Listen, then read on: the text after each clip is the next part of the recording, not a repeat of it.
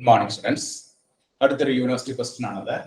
If x is a Poisson variable such that probability of x is equal to 1 equal to 0.3, probability of x is equal to 2 is equal to 0.2, then find probability of x is equal to 0.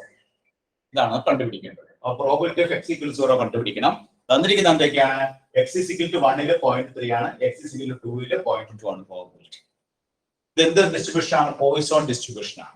അപ്പോൾ നമ്മൾ ഈ ഒരു പ്രോബ്ലത്തിൽ ആദ്യം Poisson distribution എടുത്തു. എന്താണ് Poisson distribution? Probability of x is equal to x.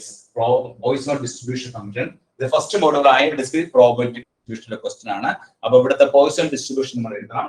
Poisson distribution എന്ന് പറഞ്ഞാൽ e raised to minus lambda, lambda raised to x by x factorial, where x is equal to 0, 1, 2, etc.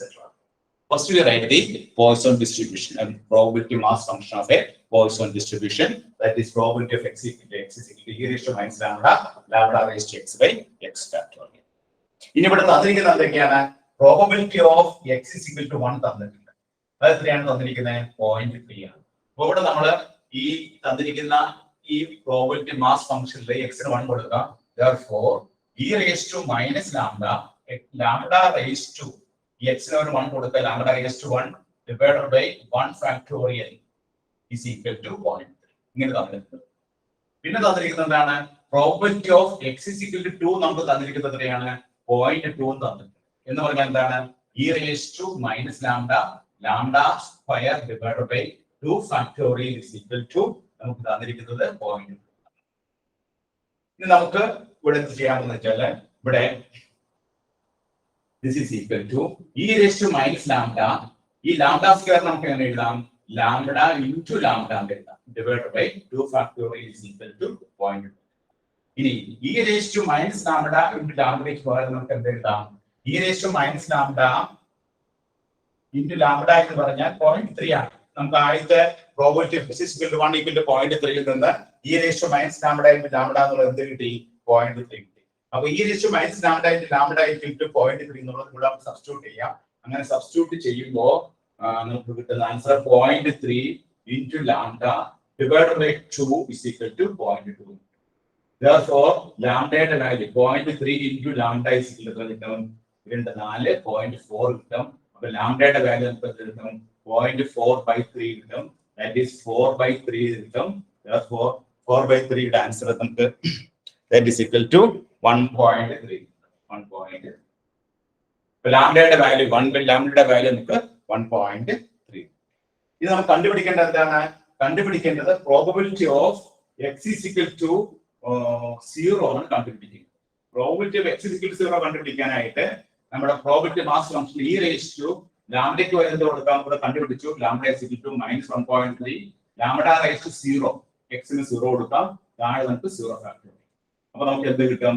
e raised to -1.3 കിട്ടും. e raised to -1.3 യുടെ value എത്രയാണ്? that is equal to 0.2725. 27. അപ്പോൾ നമുക്ക് answer.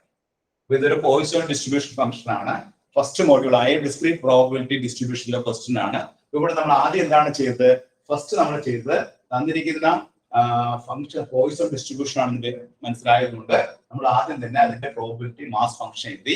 Probability mass function എന്ന് പറഞ്ഞാൽ എന്താണ്? Probability of x equal to e raised to minus lambda into lambda raised to x by x factorial, where x is equal to 0, 1, 2, etc. അതാണ് നമ്മൾ എഴുതി വെച്ചു. അതിനുശേഷം നമ്മൾ എന്ത് ചെയ്തു? അതിനുശേഷം നമുക്ക് രണ്ട് കാര്യങ്ങൾ തന്നിട്ടുണ്ട്. Probability of x equal to 1 തന്നിട്ടുണ്ട്, probability of x is equal to 2 തന്നിട്ടുണ്ട്. അപ്പോൾ probability of x is equal to 1 നമ്മൾ ആദ്യം 0.3 എഴുതി. Probability x is equal to 2 എന്നുള്ളത് 0.2 എഴുതി. x is equal to 1 ല് നമ്മൾ ഈ x ന്റെ സ്ഥാനത്ത് 1 കൊടുത്തപ്പോൾ e raised to minus lambda into lambda raised to 1 by 1 factorial equal to 0.3 കിട്ടി. അതൊന്നുകൂടി സിംപ്ലിഫൈ ചെയ്യുമ്പോൾ e raised to minus lambda into lambda is equal to 0.3.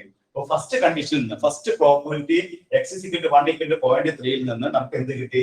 e raised to minus lambda into lambda is equal to 0.3. ഇനി രണ്ടാമത്തെ case, second case probability x is equal to 2 എന്നുള്ളത് എന്താണ്? 0.2 ആണ്. അതിൽ നമ്മൾ x ന് 2 കൊടുത്ത് കഴിയുമ്പോൾ e raised to minus lambda into lambda square by 2 factorial എന്ത് കിട്ടി? 0.2. e raised to minus lambda into lambda square നമുക്ക് എങ്ങനെ എഴുതാം?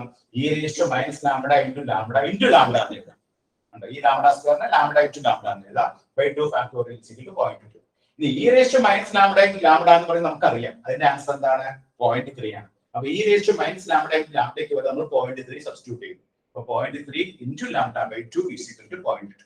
അപ്പോൾ 0.3 into lambda is equal to 2 കൊണ്ട് ഗുണിച്ചാൽ 0.4 വരും. അപ്പോൾ ലാംഡയുടെ value 0.4 by 0.3 that is 4 by 3 that is equal to 1.3. അപ്പോൾ ലാംഡയുടെ വാല്യൂ 1.3. നമുക്ക് കണ്ടുപിടിക്കേണ്ട പ്രോബബിലിറ്റി എന്താണ്? Probability of x equal to 0 ആണ്. അപ്പോൾ x equal to 0 കണ്ടുപിടിക്കാനായിട്ട് ലാംഡയുടെ വാല്യൂ അറിയാം 1.3 എന്ന് അറിയാം, x ന്റെ വാല്യൂ 0 എന്ന് അറിയാം. അപ്പോൾ e raised to minus 1.3 into lambda raised to 0 by 0 factorial. അപ്പോൾ ഈ ലാംഡ raised to 0 എന്ന് പറഞ്ഞാൽ 1 ആണ്, 0 factorial എന്ന് പറഞ്ഞാൽ 1 ആണ്. അപ്പോൾ e raised to minus 1.3. e raised to minus 1.3 യുടെ വാല്യൂ എത്രയാണ്? 0.2725. ഇങ്ങനെയാണ് ഈ ക്വസ്റ്റ്യൻ ചെയ്തത്. നോട്ട് ചെയ്തോളൂ കേട്ടോ.